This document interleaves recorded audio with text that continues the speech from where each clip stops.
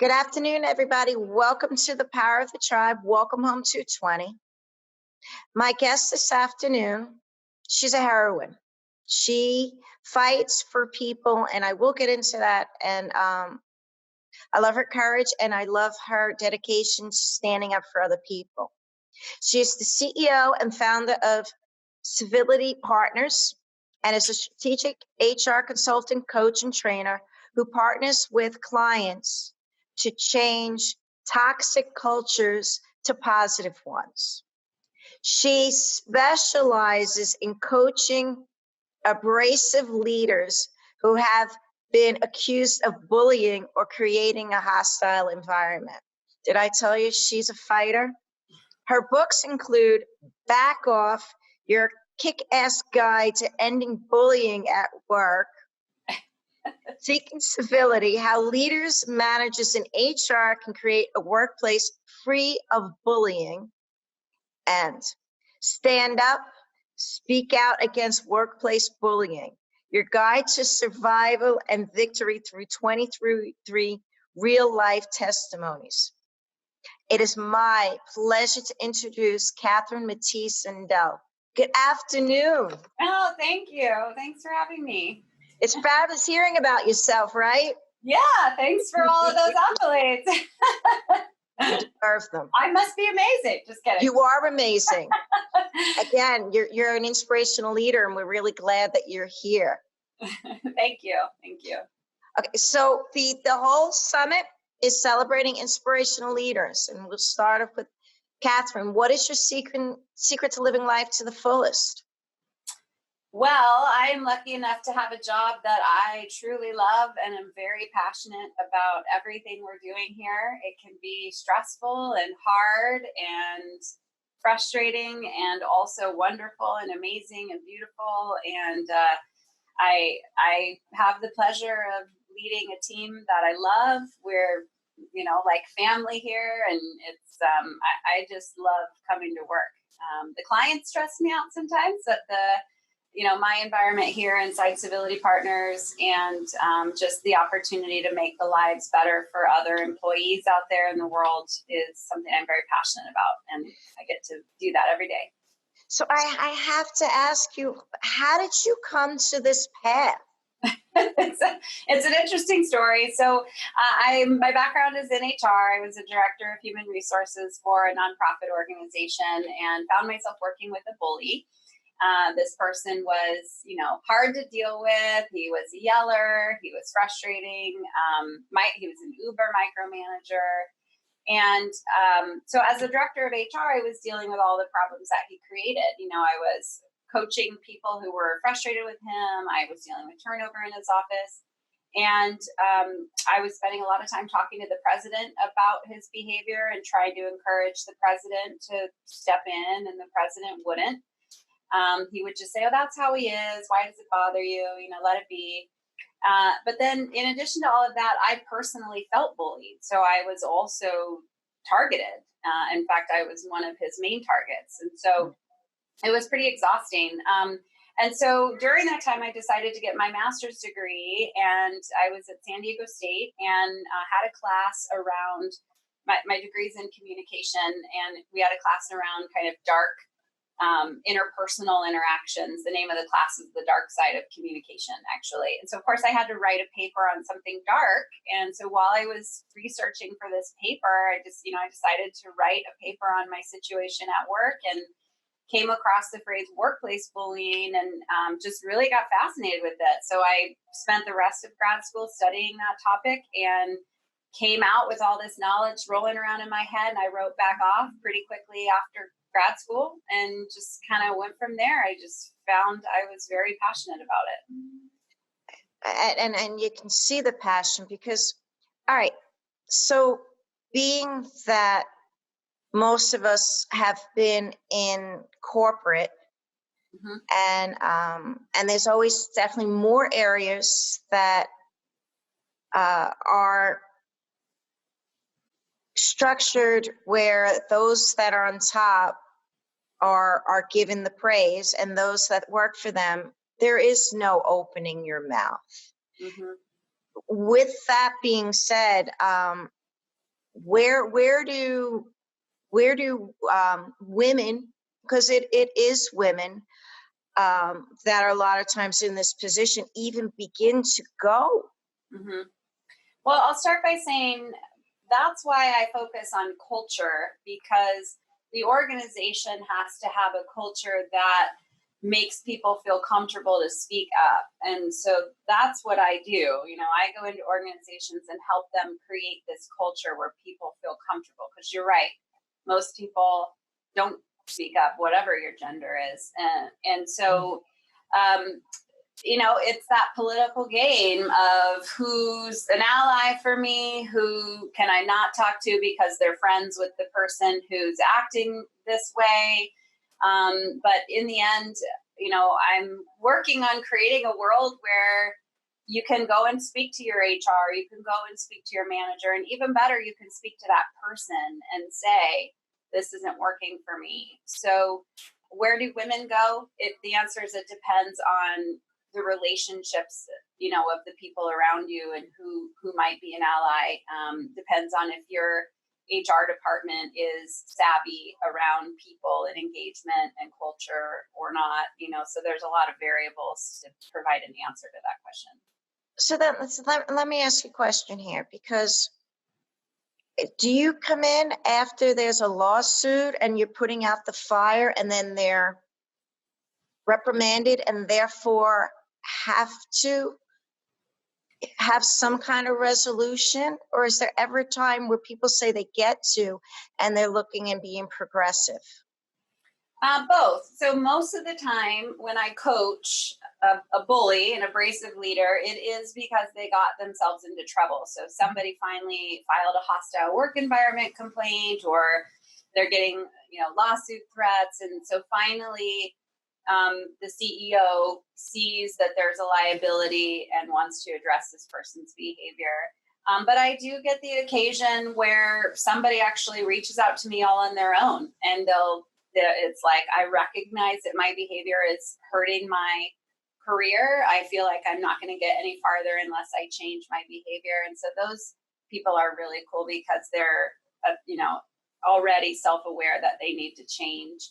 But unfortunately, what we're up against is that bad behavior, bullying isn't illegal. And so and usually people who engage in bullying are high performers. They're hugely valued. So the people I coach are CTOs of Fortune 500 companies, you know, the top salesperson in a company, the person who brings in all the money or has all the ideas. And so the organization has allowed their behavior to go on for a long time. And so, yeah, unfortunately, it usually takes some sort of thing to happen for them to finally say, okay, now the cost benefit analysis on this is that you're turning into a cost unless you can change. But that's also why they're interested in coaching that person, is they are highly valued. So if I can help them behave better, they'll be even more valued, even better at their jobs. So, okay, tell us one of your really amazing stories. Okay. By amazing, do you mean one of the horrible workplace bully stories or the amazing coaching story? I'm going to let you pick, but I think we want the former, not the latter. Okay.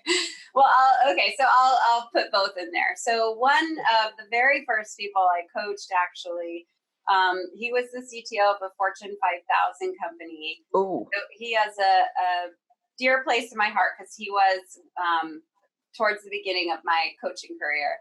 And he was employee number 8, and now this company had 5,000 employees. So he had really grown up in this company, and he was the rainmaker. He was the golden goose, the guy with ideas who executed those ideas. And so when I coach people, I ask them for a list of people I can interview, and then I interview all of these different people so I can understand what behavior they're engaging in that needs to change. So one of the things this guy would do is in staff meetings with his team, if somebody shared an idea that he thought essentially was stupid, he would lean back in his chair, put his hands like this, put his feet up on the conference table, And people said that he would launch into this lecture about why your idea wasn't going to work. So, of course, that doesn't feel good. You're at the receiving end. One of his other behaviors was that he was a crazy yeller. He'd get pretty mad and anxious and he'd yell.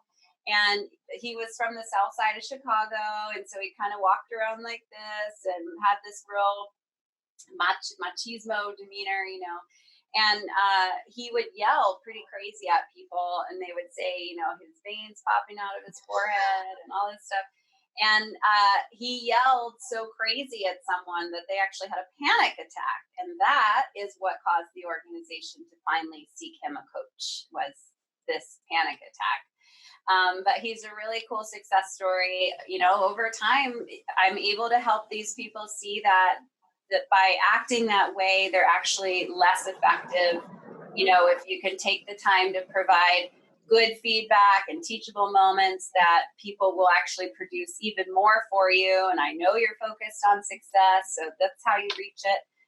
And in the end, I hear several times from coaching clients towards the end of my coaching engagements that they feel like it's okay to be human, and they've learned that being that way doesn't have to be that way, and that it's okay to fail and make mistakes, and that just because someone has a stupid idea doesn't make them stupid. So yeah, he made a full circle, or I guess a 180 change, and it's a cool process to help these people. Well, because also if they really, when you get to them, where else is this happening in their lives? Exactly. Yep. Gotta wonder. That's for sure. And by the way, that must have been that they knew it was coming when they started to lean back. Oh boy. Yep. Yeah. And somehow he thought that was effective management or leadership style. So he'd lost his way. So if you were to have a message for the world, what would that be? Well, for my leaders out there, the message is that you have a responsibility to the people you're leading to create an environment for them to thrive. And of course, there's benefits to that. If they're thriving, they're going to follow you, and they're going to produce, and they're going to have better customer service and all of that. But I know that organizations always, a lot, all the time, really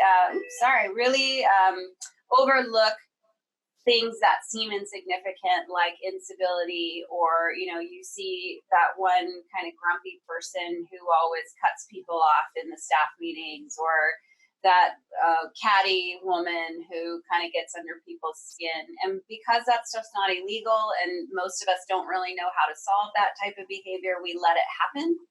And that's insidious. So a leader really has to step in and make it clear that these are the types of behaviors that I expect, and I will hold you accountable to, and I don't want anything less than that. And so when that person interrupts or is catty, the leader needs to step in and say, that's not okay, that doesn't work here for us. And the most important thing a leader should really be focused on is the culture of their team or their organization, because people need to feel accepted. And I see a lot of horrible things and people who are so unhappy because of work. And it just shouldn't be like that. We should love what we do. And so that's my message is, as a leader, you've got to focus on helping people thrive. I love that. Are you seeing a shift from where it was leadership down to where the triangle's being flipped upside down, and there's actually starting to be a more emphasis on a whole and not just the leaders down when it comes to the whole leadership? Not necessarily. I mean, I'm in a huge variety of industries. And so, I'm in government and universities and manufacturing, where that hierarchy is always going to be there, versus, tech or, more innovative companies. I think it depends on the industry is some piece of that. And also certainly generation. I think as the new generations continue to flood our workforce, things will definitely continue to change and leadership will be redefined. And yeah. From what I'm seeing, they're not going to put up with it, nor are they right. aligning with it, which is really the grace of the new generation that's coming up is fabulous. Agreed. Okay. So the other, I was hesitant to ask this, but all right. So have you also seen incidents of sexual harassment? Yes. Yeah. I've seen some pretty horrible stories related to sexual harassment, and I think it's what's unfortunate is it's always been pretty bad, and it's always been that every woman, has been sexually harassed at least one point, probably more than one time in their career. But finally, because of Me Too, people feel more comfortable to speak up about it and feel empowered. I actually have one client where a woman it was gender discrimination, but she went to the press when she wasn't getting what she needed from the organization. So she found a voice and sort of cornered this organization into addressing something that they were going to sweep under the rug. So, she followed suit of Me Too and all this stuff. So I don't know that I'm seeing more sexual harassment. It's just people are feeling more comfortable to talk about it. Okay. And so in all of that note, is there hope for change? Yes. As I think those old school leaders move out and the new generations come in, I think there is hope. It's hard to change a leader who's already set in their ways and thinks things work the way they are and it's fine, So I think in many cases, any of those toxic environments or where those things are going on, it requires a new leader, and then there's hope. Okay, and then you coming in, were you bullied, or did they have to play nice with you? The leaders or the bullies that I'm coaching? What happens in their heads is that they're focused on uber competence, right? That is their mission, and that's why they bully. They will fight to the death for competence. And so when I come in, it's on the heels of them being told, you're not displaying leadership competence because of the way that you're acting. And then I'm there to say, well, look, let's just figure out what people think. Let's just gain some perceptions and we'll go from there. And so when I give them their feedback, and it's usually about 20 pages of horrible things that people really despise in them, it's an interesting conversation. It's like a doctor telling a patient they have cancer. It's not a good conversation, but they need to know it. And that usually inspires change. They don't want to be seen that way. They want to change. They want to be good at their jobs and effective. And so I enjoy coaching because I get to become friends with these people who are, CTOs of big companies and CEOs, and they're cool people, and they just need someone to kind of reset their ways. All right, I like ending on that. So, all right, good. So, and with that, then sometimes you're the blind spots they just can't see. Right. That's right. Okay. Yeah. So, we're in a new decade, new year. What's in store for Catherine? Well, I think the climate over the last few years has, the political climate, Me Too, all this stuff has really called attention to what Civility Partners does. For me, the cool thing for me is I've been doing this for 11 years now, and I was at the head of the curve with this topic around positive cultures and resolving bullying, and all of a sudden everybody cares about it. So that's good for Civility Partners. But it also means competitors are starting to pop up. So I've got to stay ahead of the game and, continue to just put myself out there. And I strongly believe that leaders have a responsibility to create a place where people thrive. And I think that's a need that will always be in existence. So for me, it's just about growing and building and growing and building. Last year, I hired 6 new employees and hope to hire some more this year. So the bigger our footprint, the more employees' lives we can affect. All right. So I started out with emphasizing your courageousness and your tenacity, and you're fabulous. So, and we get to have you in San Diego. So again, something's going on here, and I'm glad to be a part of it. Thank you for coming on today. We're so glad to have you. All right, so this year, I'm taking my women on a year-long journey of self-discovery, and we're going to have a lot of virtual connection, events. And would you come back and visit us in the house, and we'll do some kind of live? I'd love to. Okay, and we'll have fun, because there's no point if you're not having fun. Exactly.